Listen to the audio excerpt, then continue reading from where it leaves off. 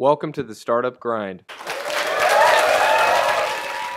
So I want to thank Google for Entrepreneurs. They're a global sponsor, and they sponsor every single event that we throw in over 170 cities around the world. I also want to thank Pivotal Labs and Creative Collision. Don and Matt can wave. They're doing the video tonight. And then, lastly, we have to thank the Dodgers Accelerator with RGA.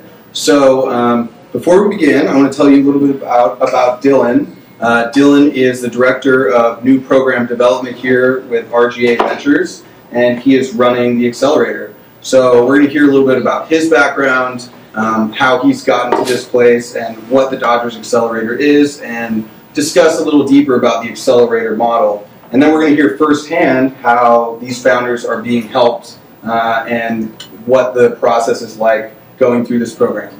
So, without further ado, I want everyone to give a warm Startup Grind welcome to Dylan Boyd.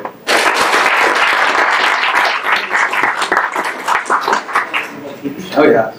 So we're streaming on Periscope as well. So Startup Grind LA is the handle, hashtag Startup Grind LA, and feel free to mention Dodgers Accelerator with RGA and Dylan as well.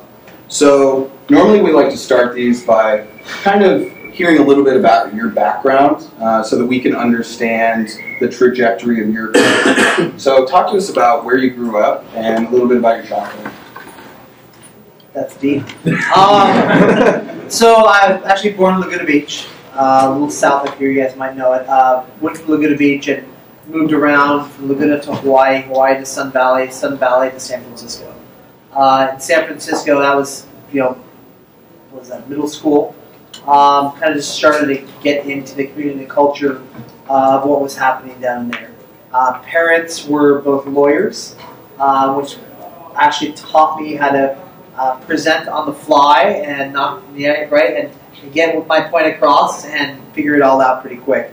That was one thing I'll always remember is the constant negotiations with two lawyers in the household. Taught me a lot of things of where I am today. From there, I moved up to Portland, Oregon. I actually live in Portland, Oregon, so I fly down here during the week to run this and put this on. In the past, I went to school at Oregon State University, fell in love with it up there, and I just can't pull myself away from Portland. So talk to us from Oregon State. Tell us a little bit about what you studied and what your goals were going into Oregon State. Yeah, I was a speech communications and political science double major. With a minor in marketing. And I don't know why I was picking boiling the ocean of everything under the sun there. I grew up with a father who ran regulatory affairs for a company you might have heard of called Enron. And I was there with him actually in Portland the day that all went down. And he was speaking at the 7 Western governors and my father on this panel. And I'd never seen him speak. I was like, oh, it's fun. There's all these governors, these states, and my dad. And I remember, walking out for lunch. The thing kind of broke. We got for lunch, and he turned on, back in those days, his BlackBerry, and that thing just kept going and going and going. And it's like, what's going on? He goes, we need to find an Irish bar immediately. Television. I was like, all right, let's go. And on the way, he grabbed his pin, he grabbed his umbrella, grabbed any identification. He was going. I was like, what the hell is going on here? I went through the whole kind of scenario with him that week. He ended up, kind of working out of my house and figuring out everything going on. But he, rebounded. He was one of the employees that was picked up by General Electric, and he built their wind and cogeneration and solar, all their kind of environmental energy. So I learned a lot from him. What skills would you say you've taken from your parents? Negotiation, figuring out actually how to negotiate, figuring out when to listen and when to talk. A big part of negotiation. I think a lot of founders are really good at pitching, but not as good as listening. And I think that's definitely a skill that everyone should pick up. I think that is also patience. Right? A lot of people are in a hurry to get things done. And there is always a sense of urgency for things, but it's really however you want to paint it. Things that need to be done. I see a lot of companies here and in other programs that 1 week goes by and it feels like it's 10 years. And they say, why is this company getting this done? Well, because they're a multi-billion-dollar company and their timelines aren't the same. So I think a lot of that is understanding. what really is emergency, what really needs to happen fast. So out of school, you're doing poli-sci and speech majors. Totally jettisoned. Those were all, those were all. So what was your first gig right out of college? Right out of school, actually, I worked at a brewmaster in Portland brewing beer. That was my very first job at school, was brewing beer. That should have been my major, was actually. It was a lot of fun. I worked at a test brewery for Woodmere, and they needed someone there to chaperone or kind of oversee, shadow the brewmaster. And that's what I did. I learned how to make beer for about a year. That was a good experience. The best part of it was I learned they threw 16 kegs of beer away with every batch they made, and instead of throwing it away, I put it on my back deck in some kegerators. And a lot of people were over there a lot of times. I did that, and then I went into technology. I had an opportunity with a regional top real estate company that said, we need someone that understands the internet. And this was 96, 97, so it was pretty new right at that point in time. Nobody really got it. I taught myself to code. No formal CS training, no engineering, no school training. Just said, I'm going to figure this out. This is an opportunity. Taught myself to code. Pause though. So there was no code academy, obviously, in '96. So tell us how did you teach? I started reading source code on websites out there and figuring out what did what. How long did it take you to actually figure out what was going on? I would say a good year, really, to be confident with the skills. Yeah. I remember going back to figure out how to build a site. Like, wow, how easy is it today to build a website compared to how easy was it then? And my wife, I still want to thank her in this moment. I took over our living room in our house and printed out the entire website and every other competitor's website and the entire living room walls. Pictures were down, everything. The site maps were our house. Trying to figure out how everything worked in between it all. And so I spent a lot of time just taking things apart to figure out the site. Okay. And so that was, for how long were you programming at that first job? Like in hours a day. You can tell us hours a day. It's a lot. I mean, I tried to actually figure out the business reasons, abilities. I tried to figure out the financial reasons. I tried to educate, if you can imagine, educating real estate agents in 1997 about why the internet's going to change their business, and all of them were like, "You're crazy. Who is this guy?" Right? At the same time, learning across all the tools. Like, it was a Realtor.com starting up in 97, 98. And I saw kind of the writing on the wall. And I probably spent 70% of my time coding because it took me a lot longer. I made a lot of mistakes. So at this point, after your first job, you kind of knew that you weren't going to go into politics, right? Totally. I'm never going into politics. I'm glad it's on video. It's just not for me. I just think that's I'd much rather be helpful in a community, helpful with an organization than I would actually be a politician. It just has too many things that go wrong. But I think it taught me as well as I wanted to kind of start a path. That was kind of an entrepreneurial opportunity. They said, "Hey, here's money. Go make this happen. And we'll figure it out." And I did. From there, I went out and raised some money and started a company, which is kind of now we see people do today with Oculus and VR, which was 360 video and photos. It was a big market opportunity, just simply to have a 360 photo like you see now as a hotel tour. And we built a company around that and raised some money, and eventually had to shut it down because I found two of my business partners were embezzling $100,000 a month out of the books. I wasn't paying attention to that part of the business. I was down on operations and finance. I was doing all business development and sales. So I was like, why is it we're signing so many deals? And it seems like there's not enough money. What's happening? So I actually had to call the board that night and bring them in and fire everybody in the entire company, and then reincorporated to another company 3 days later and take the intellectual property. And then I just mentally was exhausted and I left myself once it all got set up. So what did you learn throughout that experience about startups and how important your founding team is? Yeah, I mean, founders should all know each other intimately. I mean, the level of trust that has to go into that, you're both relying on each other so much. If there are issues, you should know about them ahead of time. It should have never gone that situation. But we were just growing fast, and I was building sales and marketing organizations and other things, and not worried about the operations and the finances. The stuff that wasn't supposed to be your job. Not my job, right? But there was communications, but I never actually looked into it. I should have. I should be aware at an early stage of everything going on in business. So that sounded like it was a pretty wild ride, right? What was next? Like, what were your next big steps leading into the Nike Accelerator? Yeah, I mean, for there, I went in and I actually went on a corporate side after that and went to a Skunkworks project for Scottish Power, building kind of the experience for internet and sort of what we have today with Comcast and Xfinity and all these other things. They were rolling out all of these services over copper. Last mile, why have to lay down all this broadband and fiber optic? What can we do over the copper wiring that's going through electricity in your house? That was going good until that whole Enron thing happened. That shut that whole business unit down immediately. Like, as soon as that happened, the next day they're like, yeah, we're wrapping this entire initiative up and we're going to ship all the intellectual property back to Scotland. So when I did that, I then went and taught myself how to code for e-commerce and built a big healthcare company. I built out all their B2B and B2C systems. I don't know, I just like continue to have challenges and I like learning, so I was kind of pushing into new environments. I'm trying to think of the path as it went. Then started a digital agency. I had an opportunity with two friends.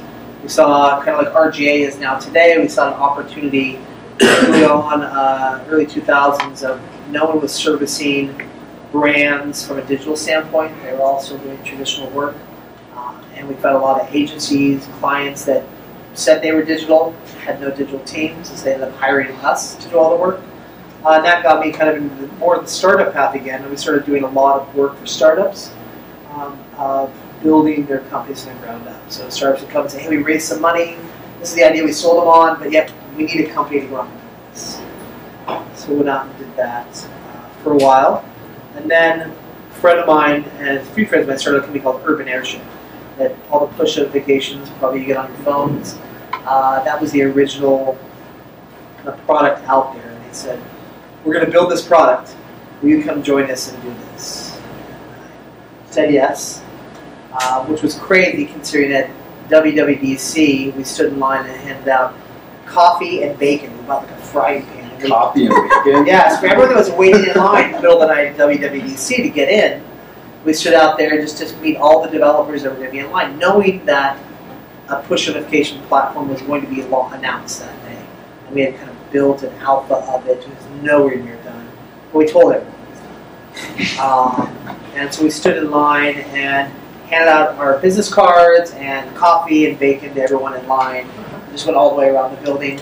That day when Apple announced it all, of course, Apple didn't have a solution for anyone to use. So we got to work because the phones started ringing that night from Disney, from Tabulous, from Groupon, from all these big companies at the point in time saying, can we have this set up tomorrow? We need to get this. Where's your SDK? Where's your API? We're going to need a lot of coffee. So we did. Stayed up, launched it. They're now, I remember we were excited. We did like 10 million notifications in a day. That was a huge thing. But now doing like over 100 billion notifications, I would say a month at this point in time right now. Powering a majority of the apps you love or hate when you get a notification from. But really to be best practices. They're the industry leader in the space. They're now becoming a mature company out of that startup phase. And so from there you went to start just working with I got burned out. Right? I started traveling like 300, 400,000 miles a year. All over, like doing stupid trips, like, hey, let's go to London for the day. Where you take the red eye out, and then you take the red eye home, and you wonder why your clock's so messed up. So I started traveling too much, and that's always a problem with me, why I'm down here in LA during the week. Because I really like to go out and do that. And so I traveled so much, I decided to stay home, and I worked on, I have 2 sons and a wife, so it's important to be home if I can. I started working with a bunch of startup companies in the Portland community and kind of helping out that community kind of as they was starting to take off. building a bunch of big companies and big teams as an advisor. And that was great, which naturally transitioned to Techstars at Nike. I had a call from Brad Feld, who's an investor in Urban Airship, and David Cohen called and said, hey, we want to launch this thing in Portland with Nike. We talked to all these people, and everyone keeps pointing back to you. You want to do this.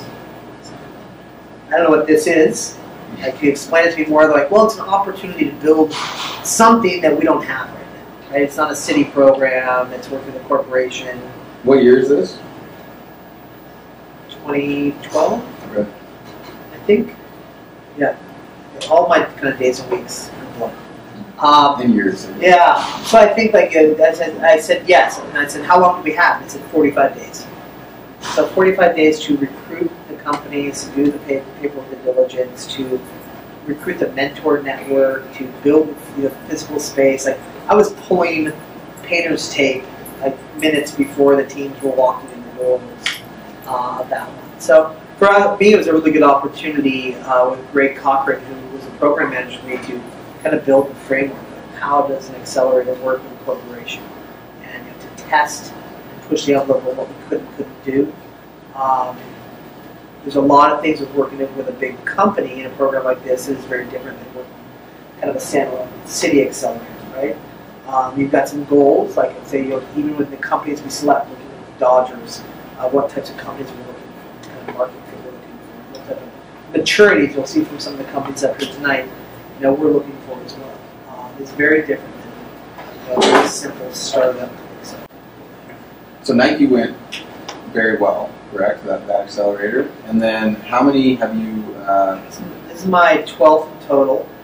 Got to go out and work on Sprint, on the RGA IoT program, on Barclays, on Disney here in LA, on the Ford program that just did their first class in Detroit. A lot of got to meet a lot of really interesting people, and even more so. Like I love meeting companies. I love the startup companies. I would love just to even focus more on finding companies. I think the companies we have in this program are really unique. I think that they're all kind of will be, if not now, be leaders in the space. So now let's get on topic with the Dodgers Accelerator. Talk to us about how all of this came about and how you were the guy for the job, and then we can go from there. I don't know about that. I think that I'm the guy with the job. But I think that right now the genesis of it was there's a big opportunity in sports technology. There's a lot of investors that have made an investment in one company in sports, but they don't believe it's a sports company. They think it's a big data company. They think it's an analytics company. They think it's a social company. And they're not looking at it in the way that we look at it. That it's a multi-billion-dollar industry, right? It's growing bigger and bigger every year. If you look at the amount of money and time and focus, like just look at your social streams when there's a football game or there's a World Series. Like, how much does your feed get blown up? Right? Another baseball game, another football game. But that's where attention is. And if you look at the brands that spend money around events and sports, I think a big missed opportunity. So taking that as kind of a top-level thesis that there needs to be more investment placed and more of a focus on helping build companies in this space, that was the genesis for this. The Dodgers ownership group, right? So Tucker Kane, Magic Johnson, Peter Guber, who was the Warriors of Mandalay, were really great in helping us kind of think through this, and we're really great in saying we'd be your partners in this. So as we're kind of working together on this, from sourcing, from selecting to mentoring to helping these companies, become bigger. And tell us how the roles are different for the Dodgers and for RGA and their impact on the startups that are in this first class. I actually save that one for the founders that get up here. All right. I'd say they're better for them to answer how they've had interactions so far, but I think from us, RGA is really on the operational side of this, of making sure this project, this program goes well, making sure that our services teams provide services, and they can talk to you guys about that needs. And the Dodgers is really providing a venue and a platform to expand and test. Last question before we bring them up here. How has the accelerator model changed since your first gig? Well, This one is different in the sense that we're trying not to be as formulaic from a program standpoint if everyone needs to eat or drink A, B, or C today. A lot of programs, you get there like, all right, at 11:32, we're going to be talking about KPIs. At noon, we're going to be doing this. Like, I don't think, and maybe the founders can disagree with taking it up here, but we haven't tried to do that. Our goal with this is really to be additive at the company, whatever stage they're at in business. My focus is we could do a startup school if we wanted to, but this isn't a startup school. Right? We have an opportunity to work with companies that are great places and figure out who needs more help in certain things, who needs less help and hands off. The key word I've used in talking to all of them and convincing them to join us here was being additive. That's really what I want to see us as a team and Dodgers as an organization, and MLB and the mentors and the community to help them with what they need as opposed to trying to force them into learning how to do this. Because most of them are already built startups and built companies that are generating a lot of revenue. Well, let's give a big hand for Dylan. Thank you.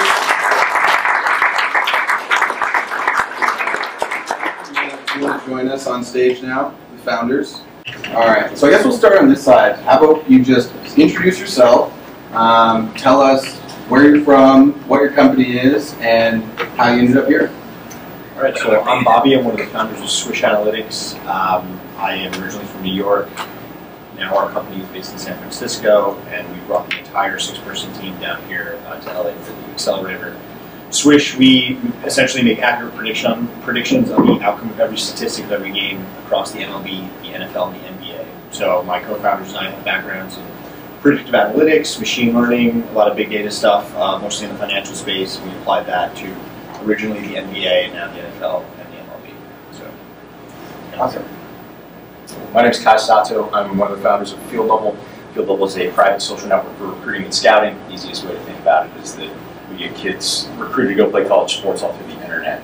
We now are the biggest in men's collegiate sports. We work with over 22,000 teams in over 20 countries, especially in baseball, football, lacrosse, basketball. We're kind of like the LinkedIn for kids to get recruited and scouted. And so we have a 10-person team. We have a few offices in San Diego and Ventura and also here in Los Angeles. And we kind of came out of USC a few years ago, really with the intent to level the recruiting field, get millions of kids that want to figure out how they really aspire and move up throughout this process and maximize playing opportunities, not only at the collegiate level, but into the pros. And so we've really become the conduit for that to take place. Next. Yep. I'm one of the founders of Focus Motion. My name is Calvin Kahneman, and what Focus Motion does is we're essentially a way of understanding human movement from wearable devices in a way that's never really been done before.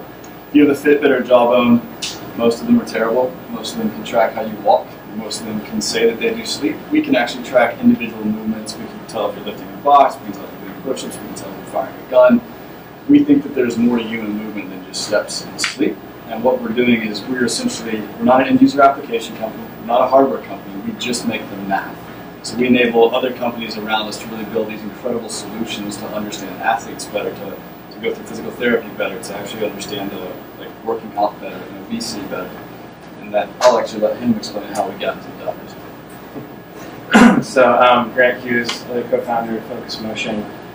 We came out of the University of Michigan. We actually ended up winning a business plan competition there and got our original seed funding that way. And then moved to LA because at the time we were focused solely on fitness and training. So imagine in a gym space, you're able to automatically quantify everything that you do without even thinking about having to enter anything or write anything down. So you just do the movement, and based on how you move, we actually know what was performed, how many were performed, how many sets of that movement were performed, how well it was done, and how fast it was done, and that's all fed in through our motion intelligence system to create a dynamic experience for a user that's using a fitness app or that you get an app from a gym, anything along those lines. Since then, we've expanded and we've looked at all sorts of human movement, much like Kevin was talking about. Very exciting stuff. So before we jump in and talk specifically about what's happened since you've been here, Bobby, why don't you start by telling me about the inception of your company? How did you start, as an idea and then grow to today? Yeah, so my co-founders and I were working for a number of mobile payments companies, so competitors to Square. A lot of you guys probably know that. we were doing predictive analytics, predicting credit card fraud and credit card activity across a number of different mobile payment devices. We got acquired multiple times, eventually into Capital One Bank, where we built out kind of an enterprise-wide credit and fraud detection system for them. As soon as we got acquired, we immediately realized that we didn't really want to be there that long, and so we started applying our predictive chops to a number of different spaces, one of them being the NBA originally. We saw a huge opportunity just to kind of like out-predict Vegas from a straight-up win probability standpoint, and saw a huge opportunity to kind of find arbitrage in the betting markets, and we actually got funding from some of our bosses at Capital One to lead the company, and started Switch. So right now, is it fantasy and betting? Yeah, so currently we have consumer-facing products. They're subscription-based. You can think of it as a Bloomberg terminal for sports bettors, and then for the daily fantasy market that has exploded over the past 12 to 18 months. So basically helping people win more and more often, make more intelligent decisions, and win on whatever kind of gaming experience they're playing as it relates to sports. And then how long has it been live for? We've been live for about a little over a year, and we're starting to wrap up a lot of our predictive data, which is pretty valuable, to power a number of different fantasy, betting, and content-driven experiences in the sports world. So there's a lot of opportunities to kind of like, do some really interesting stuff that isn't being done forward-looking rather than backwards-looking stats, which is kind of the current state of sports. Do you bet on sports? Yes. Yeah? Using your own platform? Yeah, I mean, obviously you want to kind of like, number one, on the consumer side, you want to live and die with anything that's going on. So if there's a really bad weekend in the NFL, which is likely, you're not going to win every week or every day, you want to make sure you're experiencing that with your users, messaging and everything else around that is good. Totally. Kai? Fear and greed, right? Excuse me? Fear and greed, Charlie Munger. Yeah, exactly. You're not betting on your own product. You're just... We're democratizing it for everyone else, exactly. Yeah. So we've had a number of people try to give us millions of dollars to move to the Cayman Islands and bet for that, but it's not really what we're trying to do. What are you doing here? I think every business starts with a pain or a problem. So my business partner and I went through the recruiting process really frustrated by going to small boarding schools here in the Santa Barbara area. And we had every college in the country recruiting us for academics, right? Like Harvard, Columbia, and all these guys were coming to campus, really meeting with people. And we wanted to play sports. So I was a lacrosse player, and Brenton was really a basketball player, but he ended up walking onto the USC baseball team, became a scholarship player in his sophomore year, and I captained our MCLA lacrosse team, and my coach was an All-American back east. And he was like, oh yeah, if you live on the East Coast, you've been recruited. And that just sucked. And so we recognized at the time that you saw social networking and cloud technology becoming far more prevalent. And so we said, well, we think that people are approaching it the wrong way.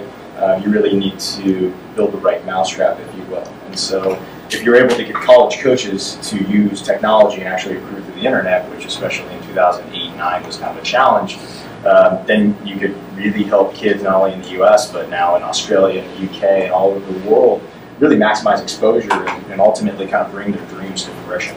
And so we've been able to do that in a few sports. We've been very selective about the sports in which we entered, but now because of the scale we've reached in kind of men's collegiate sports and thousands of high schools and hundreds of thousands of kids, we're now kind of bringing on the Nikes and the Under Armours and Adidas and those types of guys from that standpoint, because there's some really unique things that you can do to provide value to all constituents. And then similarly, there are a lot of things on the content side where people care about recruiting so much, right? You have Alabama fans or UCSD, it doesn't really matter. You care about your school, you care about your alma mater, you care about your high school even. So those are some of the things that we're bringing to market and really working through the program here to make sure that we maximize. And how long have you been live for? We've been around for 7 years. We're a little bit different than, I guess, a couple companies that go into accelerators. We've been capture positive for several years and kind of recognize, honestly, working with Tucker Kane was a really big proponent of why we joined, because he was an under-recruited athlete. Have you guys ever met Tucker? Tucker's like 6'12". He's this huge guy who's an under-recruited basketball player and won a D3 national championship at Williams College and should have gone to a lot of places. And I think he recognized why we approached the business the way that we did. A lot of people, you talk to kids, I don't know if you guys are around athletes at all, like everyone wants to go play someplace, right? I mean, it's this fundamental desire to maximize opportunity. And what was missing was the right technological infrastructure to really bring those dreams to fruition. Awesome. Kevin, Brand, you guys want to talk about your journey? You start. So Kevin and I went to business school together at the University of Michigan, and we worked on a bunch of projects while we were there and did some really innovative stuff. Like, it was essentially entrepreneurial within the culture there. A lot of the trajectory out of business school is often you finish business school, you go into middle management, you collect a great paycheck, you pay off your loans, and you're largely miserable. That's not everybody, but based on just a kind of a straw survey of our classmates, it's tough to find happiness within those environments. Calvin essentially looked at that and he didn't really want to go down that path, and he was looking at what was happening in wearable devices at the time, and he'd been in footwear design and apparel for a number of years, and he saw when the Nike Plus system came out how that revolutionized the entire footwear industry. It was the first time the technology had been introduced into just a basic soft good that we wear, like clothing. And then watched what was happening thereafter with the Fitbits and the Fuel Bands of the world. And if you followed the lawsuit with Apple and Nike, they obviously made some claims that were a little bit far-reaching for what the devices could actually do. This is the opportunity that Calvin recognized. He was like, I'm going to start tinkering. So he literally started building, with the help of hardware engineers, mechanical engineers, hardware engineers, little wonky, really funny looking prototypes that look like prison bracelets and the like, to get to proof of concept, to actually see if we could do what we thought we could with this technology that hadn't been done before. So we're essentially trying to mine this motion data that had never been captured off the human body, because the sensors had shrunk to a point where we could actually do it now and see if we could create some innovative technology. And then about this time he came to me and he said, hey, I think I got something here. I wasn't interested in going down that corporate path either. And because of that, we ended up starting this company, and that was about 3 years ago at this point. Essentially like, hey Grant, here's a really shitty looking Arduino device that I managed to cobble together with blinking lights and wires sticking out of it. And said, don't look at the device, look at the data. And the data that comes off these devices are essentially waveforms. So we look at the X, Y, and Z axis from the accelerometer, the gyroscope, the magnetometer, the barometer. We look at electromyography as well.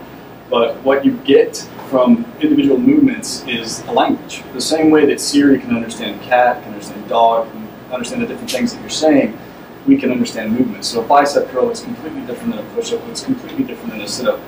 So we have had to build a complete database on movement that no one's ever seen before, and there's really no database to reference. So we've had to farm human health data from different people. We've paid people to do some weird things. We paid kids at UCLA the other day to sit and text. No sitting and just sitting, but you have to sit and text, because I want to know what that looks like. I want to see what that looks like from a wearable perspective. And our goal is to really delve, when we started talking, was to delve in what we call dark data. So dark data is data that's out there that's super tedious to gather, but there's sensors that are coming around that are going to make it a lot easier to gather. And one of the ways that I think I helped pitch Grant was this is going to be extremely useful in the future, because as biometrics become popular, like heart rate sensors, galvanics, blood glucose, VO2 max, all these different kind of insertables, there's no context for them. The most context we have for that right now is you took steps or you slept. So we wanted to build a much richer system that anyone could reference. So obviously, all of your companies were already kind of off to the races before you came to the Accelerator. So talk to us about why pick the Dodgers Accelerator. I know you touched on that, but why not just go raise a big round and get a bunch of advisors? What's the difference between doing that and being in this type of environment? You get to start. So we'd actually been accepted to a number of different prominent accelerators in San Francisco, and they obviously there's some great opportunities there. But really, the sports-focused network with the Dodgers, and getting in front of and getting kind of connected with people that understand, number one, for us, the betting space that's going on, and the daily fantasy space that's going on, and how that will kind of project out, and not having to convince anyone that is something that that's not going to be $1 billion industry. So it really just made sense for us to come down here, and I think being connected into the sports world, it's a really hot time to be involved, especially in our space and what's going on, and aligning with the wrong people right now could kind of be fatal for our company. So making sure we're making the right partnerships and inroads, both from an investor standpoint and from a biz dev standpoint, was just really key, and it's made the most sense to kind of make that happen. I mean, we were vehemently opposed to joining an accelerator. We're so terribly named, and I think we still stand by that. I expressed some sentiments on Inc. talking about that, but by and large, as we kind of peeled back the layers for us, really meeting with not only Tucker on the Dodgers side, but Stephen Plumley for RGA, and understanding more of what the scope of the organization was about, what some of the upside was, we were really able to find some common ground. And I think what fundamentally, right, like you guys are all kind of operators and entrepreneurs and in this space, but the mindset that you're doing something for the first time is unique. And so the accelerator here with the Dodgers is unique in the sense that the companies are at such different stages, and some are hardware focused and some are like focused on betting and gambling and something esoteric like recruiting and things like that. But I think the diversity was really, really compelling. And just as we kind of articulated, I think seeing the first month alone, the amount of volume of the people that pass through the doors and the people that you're getting in front of. I mean, we had 4 calls with Nike in the month of August. Most of them were set up without anybody here. But now it starts to kind of hold the feet to the fire for everybody else in the space. And I think that it really is a lightning rod for a lot of the things that you want to do. And true to the name, kind of accelerates certain initiatives if you're really focused about it. Yeah, I'll jump on top of what he said about an accelerator incubator. We were, I don't know about vehemently opposed, but we were opposed to it. We'd already done one, so we did Launchpad. And it was a completely different model. It was more of a, here, go be a company. Like, that was essentially what it felt like. There was a little bit more guidance in that, to be fair, but this has been awesome. Like, where's the He got nervous when we were talking about that. Huh? Do it! Yeah, man, you're awesome, just so you know. So there's structure here. When we came in, it felt like there was purpose to be here. It felt like they had a purpose for us. They had companies that they wanted us to meet. They had investors they wanted us to meet. They had like groups they thought we would work really well with. I mean, even for these 2 guys, what we were doing, like in the long run, could be really useful, because imagine being able to track every athlete from middle school all the way through college from their athletic development for that many years, and knowing every single bench press, and then bet on them later.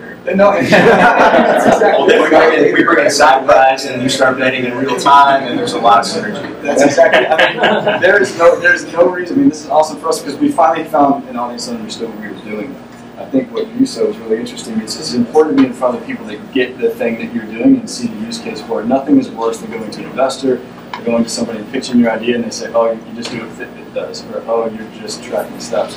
That's heartbreaking, because once we hear that, it's so hard to overcome it. We came here, they said, we get what we're doing, we understand how it's applicable to all these different companies, we understand how it's applicable within the Dodgers and then athleticism. And on top of it, we get to work with like the Dodgers. We get to work with like a professional organization. One of the hardest things I think that we have to do in Grant XPD is efficacy. Prove that what we're doing is actually useful in the long run. And we're a technology, so we don't make the end user app, right? We don't make the hardware, so we have to power somebody or be behind somebody that adopts us. We have to give more and more people like Nike, like Under Armour, like Force Therapeutics, a reason to adopt us. Having a pilot with the Dodgers and having these connections really enables that to grow. So what's happened, now let's talk about what's happened since you've actually been here. Touch on a couple of the obstacles you've had to overcome, and then just the progress you've made from the first day. I think from an obstacle standpoint for us, like I said, we moved our team down here from San Francisco, and just everyone being together 24/7, living in a house, going to the office every day, kind of being in a really intense environment, I thought was going to be a challenge, and actually ended up being one of the best things for us. It allowed us to really focus and, for lack of a better term, accelerate what we were doing from really every aspect of the business. It's been a little overwhelming. There's a lot of people in and out of here, and everyone can attest to that. It's pretty crazy the amount of people from all different walks in the industry, from an investment standpoint, are always here. So you kind of always have to be on and make sure you're putting your best foot forward. But I've really taken only positive away from almost everything. It's made everyone sharper on our team. Everyone's more prepared to make sure they're talking about our story in the right way, and make sure they're pushing the right buttons to make success happen for us. So I wish I had like some negative stuff. That's good though. Yeah. Hanging out with these guys on the weekend is fun. I think it's mostly just been a lot of happy hours.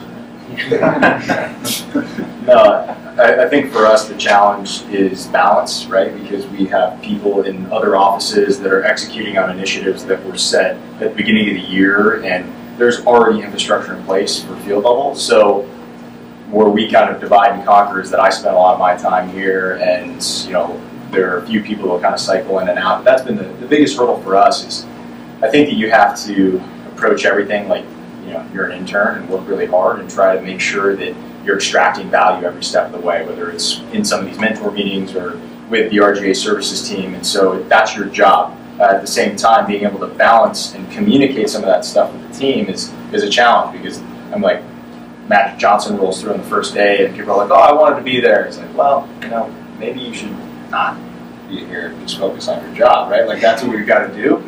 We had no idea that was going to happen and all that type of stuff, but just kind of communicating what some of the real core objectives are. We were well coached, I think, going into it from some people that have worked with RGA previously, of understanding what your core deliverables were going to be, focusing on that, and just purely executing. And so that's like any business. It's a matter of being focused, communicating properly, and then working smoothly with your team. But it's just another wrinkle when the fact that one of our founders is pulled away from the day-to-day more or less. And so I think that starts to impact everything else. Yeah, I'll echo some of the things that we've already heard here. One is that when you start, it's like getting thrown into the fire, because it brings so much to bear as far as resources and mentors all at once. So when you're trying to run a business and you're also trying to integrate that into your life and keep everything stable, it's a lot. One thing I will say as far as benefits, though, is that the RGA side is really interesting in that for us, we have to tell a story to every single customer that we have, and we don't have just one customer. We have physical therapy groups. We have like manufacturers, so we got to talk to people in warehouses. We're talking to developers of fitness apps, and the story you tell to each of those different parties is very, very different. And RGA is helping us craft the narrative around each of those, and they'll ultimately help build the assets that we'll take to them, whether it's a pitch deck or a video, in order to show them, to get them on board and finish and close those deals.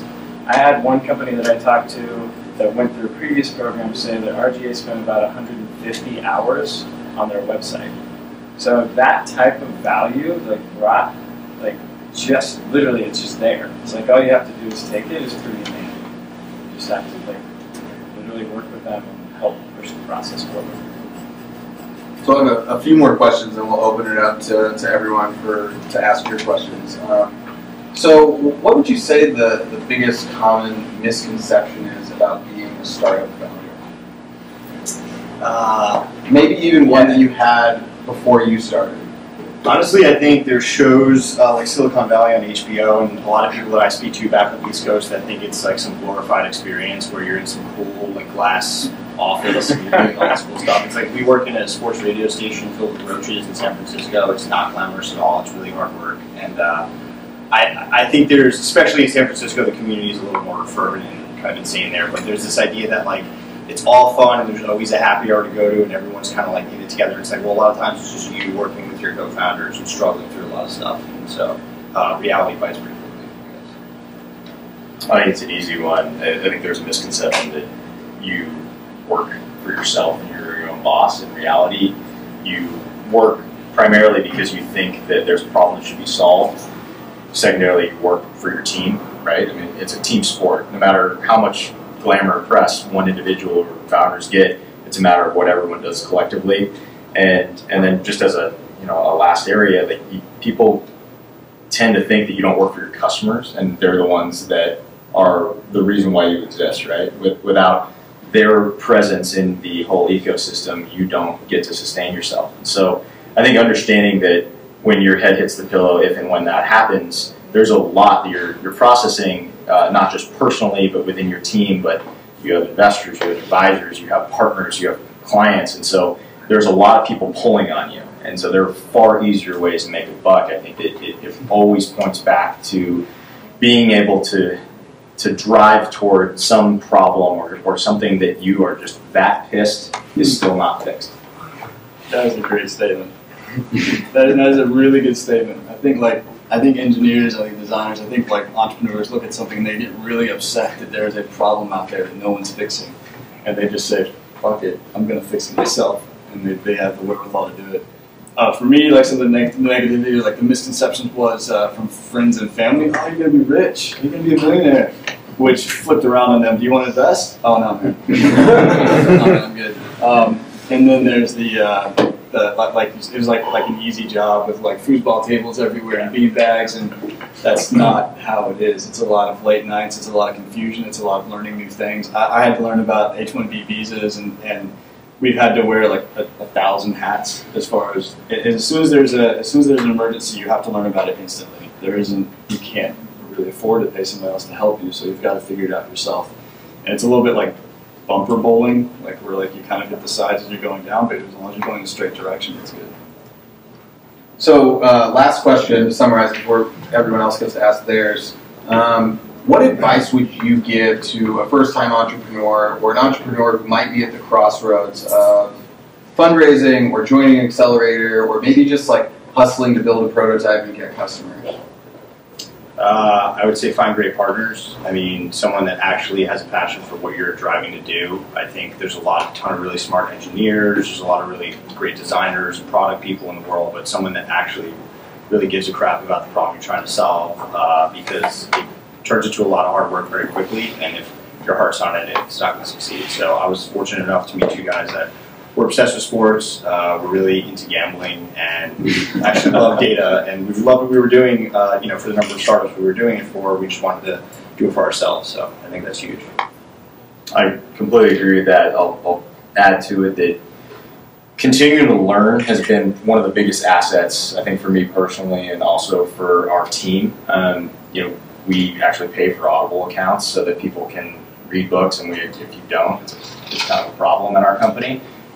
Seeking out mentors. Mentors have been one of the biggest facets of my life, from Fortune 100 CEOs to Hall of Fame athletes and people like that, just trying to understand all the things that you just don't know yet. As soon as you start looking for answers, you just realize you know absolutely nothing, and you have to get better and better and better. And so I think if you don't have that hunger or thirst to keep learning, then you're not going to be very successful, because there are so many variables, there's so much you still don't know and you can't get to, and so every step of the way you're just trying to learn and get better and just keep surviving. I think one thing I would say is listen, but don't be intimidated. When you're a startup, you're usually the small guy and you're talking to larger partners, whether it's or you're talking to investors that have a ton of money. You should listen to their feedback, but you should also recognize that if you did your homework, you're the expert. Like, you know more than they do, unless they came from that very specific, exact point where you did, which they didn't. So what you're trying to build and the expertise that you have in your specific area, like, you have to stand strong, you have to inspire confidence from that point of view. But also listen, don't get pushed around, don't constantly recalibrate just based on feedback, incorporate it, but kind of stay the course. I think one thing that I learned from him really is that there's really, really strong power to network effect and who you know and how you know them and getting to know them. I'm very surface level as far as here's a form, please sign it, give me your money. Whereas Graham will actually get to know somebody and develop a relationship, and I've had to learn that and there is huge power in getting to know people that know other people. Right? It's so dumb to say that it's not like you build it and they'll come to you. You have to go out and talk. You have to get people to talk about it and get excited about it. And that was kind of one of the things. I'm a hardcore product guy that I fairly misunderstood. The other thing, kind of what you guys were saying, is get used to chaos. It's chaotic. From 1 hour to the next hour, things can change, and it's not like we'll have a great day and then a terrible night as far as developing the algorithm goes, or maybe someone will quit. And then on top of that, and this is another cliche, is just hire the right people. Find the people, like you were saying, that are extremely passionate about what you were doing, and they're empathetic to your vision, so that they'll get on board. And I hate to say this, but it's not a 40-hour-week job. It's sometimes not even a 90-hour-week job. So, and when you have to look someone in the eye and say, I need you to work all this weekend to get this done, and hopefully they're already on board with that before you even have to have that conversation. At least for us now. We're only 6 people, so we have to have that. Awesome. All right, so we're going to open it up for questions now. If there are any, We're out.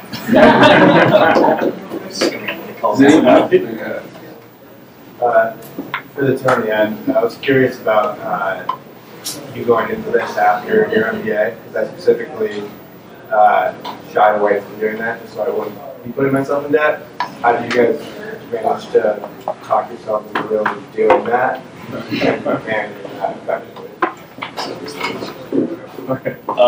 So I have a buddy named Borna Softbachi. He went through YC, right? Okay. He went to Booth like the year before me. He graduated before me. Went to YC. He started a company there.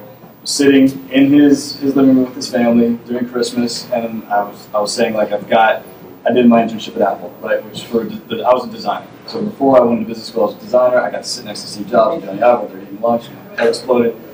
Potentially could have gone to Apple, Samsung, Dell, whatever. I'm sitting there talking to him, and I said, I don't know what to do. I don't want to do this. I didn't really enjoy the internship. It doesn't feel fun. It doesn't feel like I'll be able to bring new things to the table. And he said, well, will that offer be there in 9 months? And I said, probably. He said, will the offer from the other companies be there in 9 months? Will you change so much that those things won't be there? And I said, yeah, probably. And he said, well, what the fuck are you waiting for? And that was just a little push that I needed to say, okay, all right, I'll take a little bit out of my Roth at the time, and I'll start this. And we kind of lived by like a 6 month at a time principle for a while. It's like, okay, we'll do this for 6 months, we'll see how far we get. And we got to prototypes. The next 6 months we won the business plan competition. The next 6 months we had friends and family, and then we had Samsung come on board. So it was just kind of a slow process. To be fair, our business school loans are not paid off. So yeah. That's your income-based repayment plans. Yeah. Because you're not paying yourself. I'm sure you guys probably like struggle with the same thing. But you start, you're not paying yourself. You're somehow just scrapping by. I mean, I've never added it all up in total, but it's like a lot of forfeited paychecks. It's a lot of money that you just took out of savings. You know, so you're definitely your numbers when you're talking about filing your tax returns during that period. You're really not paying much out on student loans during that time. What about the gambler? Yeah, we just do that, and then the finances everything else. Put all the loans on the hackers. Smartest man. Hackers are winning right now. No, the vast majority of people, like Reid Hoffman always says, and he says in his book, shouldn't start companies, right? And if you're going to go and get your MBA, in my opinion, like people do it to network and sometimes kind of step off of a bad economy for a couple of years, and it definitely opens doors. Or you're in banking and you need to keep moving up, and there are certain strategic reasons why you go into that space. We were kind of like them. We were an award-winning concept, but I went and worked at a public REIT for 2 years. It was nights and weekends, and it's kind of a good gut check. I mean, if you can't put in that time, you're not very driven and passionate about that area, and then you kind of learn a lot about yourself as to whether or not I should even jump after this, because it's high risk, right? I mean, the majority of these things go up in flames. So I think that people really have to take an earnest look at themselves and kind of make that decision. And if you know that's what you need to go and do, then more power to you. Get after it. I have a question. Gambling. How fascinated by this? Do you think that the government's going to be really opening up gambling in America? How do you think it's going to affect your business? And let's just talk about this. Yeah. So I'm obviously pretty optimistic about it. I think domestic legalization of sports betting is probably 2 to 4 years out here in the United States. It's going to happen by state level at first. Probably one of the NBA first. It'll be like very fragmented as it originally starts. But daily fantasy led by FanDuel and DraftKings, which I'm sure if you are a sports fan or even if you're not, you've seen an advertisement from one of these companies over the past month. They're really opening up that discussion at a much higher level and at a much deeper level than it's ever gone, both from the legislation and the state and federal level. So I'm not really fighting that fight. I'm not too worried about it. I know the guys at Side Prize are always talking about it with us. But I think for us, we're supporting gambling, which is legal everywhere else in the world, right? And soccer, tennis, golf, rugby, cricket, there's a ton of gambling going on. And so there's a huge market to support there first. And we will ride the wave of fantasy and some of the illegal gambling that's going on in the U.S. until it does break open. But by no means are we, but by no means are we, kind of like beholden to it. But if everyone in the country could use your software and have the same results, doesn't that defeat the purpose of having software? Very common question. So it's not like the stock market where it's a very defragmented space, right? You can put a bet down at hundreds of casinos around the world at tons of different odds, and eventually, if everyone happened to be betting specifically with what we're saying on all of these books, lines move to the point where then you recommend a bet on the other side, and you're actually hedging the initial bet. So there's money to be made all over the place because it is fragmented, because it's moving so much online. there's going to be millions of opportunities, kind of many different varieties to actually make profit. You create new arbitrage anyway. Right. If you guys were essentially in a just perfect world. Right. So essentially, hey, we're going to bet on the Packers, and then the line moves far enough that we're going to bet on the Chiefs, and we win both bets. So. I hadn't thought about that. Like betting on both sides of the war. That's awesome. Do you still have another question, Don? I Yeah, was yeah, going to yeah. ask him afterwards because I Yeah. think it's fascinating. I'm curious where you guys are kind of in just managing like funding and cash flow and those sort of things, because the companies, there's a range of how long you guys have kind of existed and where you are today. Like how does that work versus sort of the accelerators are usually sort of these stages where you can get to see a lot more investors and things like that? We're currently raising, or we're going to start to in about the next 2 weeks here. We've taken on some friends and family money, and we're kind of good through the duration of the program into next year. But really, this was an opportunity to, number one, accelerate that investment, but also do it from the right parties, from connected parties that make sense for us, that align with our strategic vision, that aren't just people in Silicon Valley trying to give us money or guys down here. So actively raising, the next month. We're actively not raising. So we've, when you structure your meetings, we tend to avoid a lot of the meetings that have to do with investors. Certain people we'll meet with, but we've been in LA for a good amount of time. We've known some of these people here. And we've gone through a couple of phases where we either were unsuccessful in raising traditional VC at certain points and deliberately wanted to put the company in the black and keep growing. So to your point, yeah, typically it's everyone kind of the same starting point and then moving up. I think it'll be interesting as we approach demo day on November 10th, where you're going to have a lot of investors out there. But for us, it was really biz dev initiatives and really growing certain things, adding ancillary revenue streams and things like that. It's been really beneficial to be able to sit down with a lot of the people that are going to become clients. Can I ask what the heart of your question was? Like, what was the intent? Well, just like how you guys kind of manage it, because it seems that the companies you guys have are pretty stable. They have pretty well-developed products, and you've kind of established like where you're going with what you're doing. So I'm just kind of wondering how that fits into, especially the companies that are cash flow positive and stuff, like how that works versus is this still a potential where, for you guys as a six-man shop, you're still kind of tiny, and that the idea sounds amazing. Yeah. Like, is this something that turns into a 30-man or a 100-man project, and then you're you build the next Apple Watch or something? That's what I wanted to ask you, like what your intent was, because we were essentially pre-revenue. So we've been given some money by like Microsoft, Samsung, some other groups that's NRE to develop the algorithm for their system, but we're still not at revenue yet. So we're still waiting for these devices to turn around for like your Apple Watch. But it's a great product, but it has like 1 day battery life, right? Yeah. So it will improve over time. We're kind of a technology that's in front of the wave, which is a good spot to be rather than behind the wave, but we have to survive until all of that happens. So with Dylan and with the Dodgers, they've believed that this is something or a technology that will happen. So this is someone's going to do it, and they believe that we're the ones that are going to do it because we're so far out in front. As far as raising, we'll be raising as well. And we may have to survive a little while longer on funding some other companies because we don't have a direct line to revenue. That doesn't mean we're not actively pursuing it on a daily basis, but we have to wait for the market to kind of peak. I mean, specific to fundraising for the Accelerator, $1 billion went into sports tech last year, right? And so we went from being kind of perceived as these niche types of businesses that were fun and kind of passion projects because people like sports probably too much. And now all of a sudden you have funds purely dedicated to them. You have private equity companies that are even coming downstream to try to access companies. And so I think for the litany of companies involved with sports technology, if you can get any type of traction, then you've got some pretty promising opportunities. I imagine that a lot of you are here just because you're thinking about those types of things. It's a completely different frontier now than it was 3 years ago. We have one more question, or two more questions actually. Dave? So what will be the first devices where your algorithms will show themselves? You said people compare to Fitbit. Well, not a bad thing for their valuation, but I know you're totally different. They're a device, and they've got their... Where will be the first devices or something? So we already have commercial products that are out there. You won't see us as the consumer-facing company. Sure. Fitocracy, which is a fitness app, about 3 million users, and Fitness Social Network, they have an app for iOS on Pebble, so it could be this pedal that I have, Kevin has a couple time on, it could be a couple round. And soon, like as Apple opens up the accelerometer access, you're going to see it on the Apple Watch. We are compatible, so we have an SDK which is compatible with all Android Wear devices. So that's a huge number that are in the market today.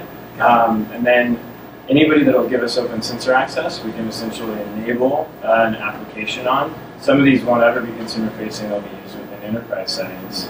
But yeah, you'll see this technology start to proliferate. So look for Powered by Focus Motion, like within an app that you're using that has automated tracking for, you know, anaerobic activities, yoga, etc. already built into it. So we have an SDK that's public currently. So if you're a developer and you wanted to download it, build an app, you can do it just by going to our website. Last question? My question's for Dylan, actually. So, is there any interest or dialogue around creating accelerators or projects, running accelerators for NFL or NBA teams? I'd say there's a lot of inbound interest from family offices, team ownership groups, leagues themselves. We've had quite a few of the teams buy already, the leagues buy already. I think people are trying to figure it out right now and trying to look at the success of this. I definitely think there's an opportunity. I decided what we want to do around that. Can you do a waveform around a concussion? You want a helmet? No, I'm not just yeah. You know, when he says NFL and he talks about, I immediately think of a sport, if they don't figure that out, that's going to die in 10, 15, 20 years. No, absolutely. So you put a very simple 3-axis 25 hertz accelerometer in the helmet and powered it for at least like a month, and we could detect like the impact. We could probably detect the G-force associated with it, the direction of it. To give you just an idea how accurate some of our stuff is, we can tell when a bullet leaves the chamber the weapon down. So we're waiting for people to kind of put these things in places that make a lot of sense. And there's actually a lot of exciting talk around where this can go. All right, let's give it up for our founders.